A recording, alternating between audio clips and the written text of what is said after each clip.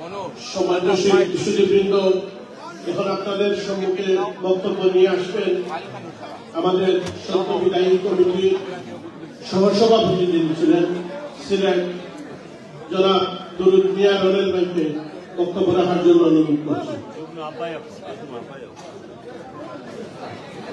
আমাদের আজকের এই অনুষ্ঠানের উদযাপন কমিটির যুগ্ম আহ্বায়ক জনাব দরুদ মিয়া রনেল।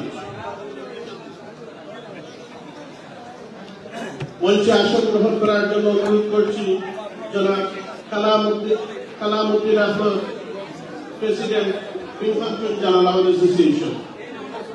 মঞ্চে আসন গ্রহণ করার জন্য অনুরোধ করছি মইনুল আসাদ নির্বাচন পরিচালনা পরিষদের সম্মানিত আহ্বায়ক জনাব বুরহানুদ্দিন কপিল সাহেবকে মঞ্চে আসন গ্রহণ করার জন্য অনুরোধ করছি।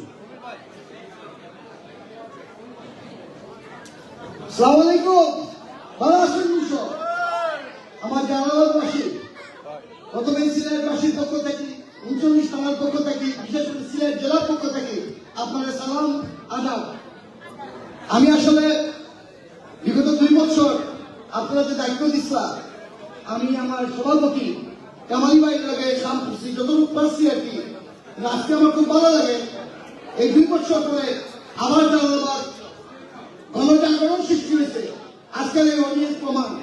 আমি প্রথমেই সাধুবাদ জানাই আজকে নব নির্বাচিত সভাপতি, যিনি আমাদেরকে স্বপ্ন দেখিয়েছিলেন এবং সেই স্বপ্ন বাস্তবায়ন করেছেন, আমাদের ভবন দিয়েছেন।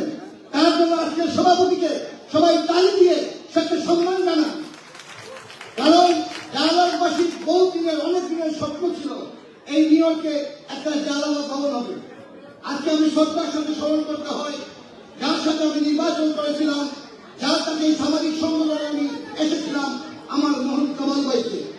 আমি কামাল ভাইয়ের সাথে দীর্ঘ 2 বছর এই জালালাবাদের সাথে ছিলাম। এরপরই আমি আবার আরেকজন কামালি ভাইয়ের সাথে আমি কাজ করেছি।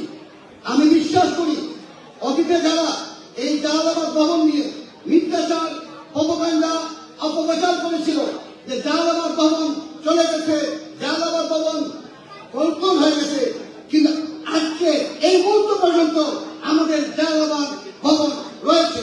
এর জন্য আমি ধন্যবাদ জানাই সাবেক কমিটিকে এবং আমি বিশ্বাস করি আগামী কমিটি আগামী 3 বছর জালালাবাদবাসীকে অনেক কিছু উপহার দেবেন। আমার অতীতে অনেক ভুলভ্রান্তি হতে পারে, আমি সিলেটবাসীর পক্ষ থেকে যদি ভুলভ্রান্তি হয়ে থাকে ক্ষমা প্রার্থী, কিন্তু আমরা সিলেটবাসীর কথা, সিলেটের সদরবাসী আপনাদের সাথে ছিল, আছে, থাকবে এবং আশা করি আমাদের আগামী প্রজন্মকে নিয়ে আপনারা নতুন জালালাবাদ উপহার দেবেন, এই আশা ব্যক্ত করে আমার বক্তব্য শেষ করছি। সবাই ভালো থাকুন,